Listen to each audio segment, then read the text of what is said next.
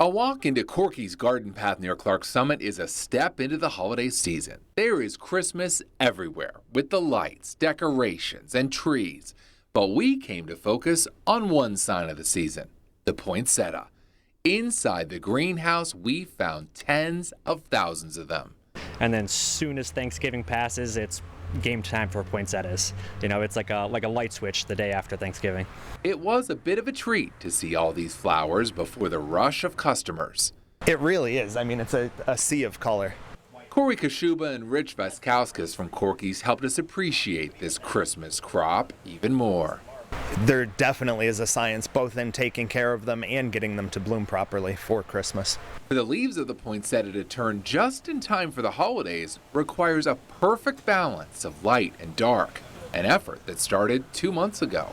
So generally about mid-September we start them and they go on a natural light cycle, meaning full sun during the day, but at night when the sun goes down they can't have any artificial light on them. So no lights get clicked on out here. None of these overhead lights are on until they're ready to sell. It sounds almost magical when what is a sea of green plants start to put on their show. Usually second week of October or so, that's when the color transition really starts strong. So it starts out as a couple leaves, and the next thing you know, a week or two later, you can see a lot of red and a lot of white. The colorful leaves you see aren't the actual flower. The blooms are the tiny buds in the middle. Poinsettias are native to Central America. Now, 70 million or so are sold in the U.S. And they aren't just red and white anymore. Look at some of the hybrid varieties now available.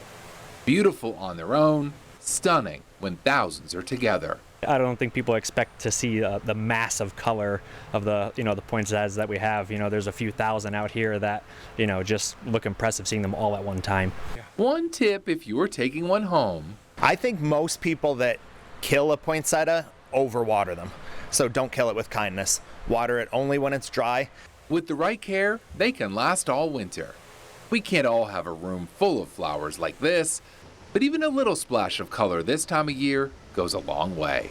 John Meyer, Newswatch 16 on the Pennsylvania Road in Lackawanna County.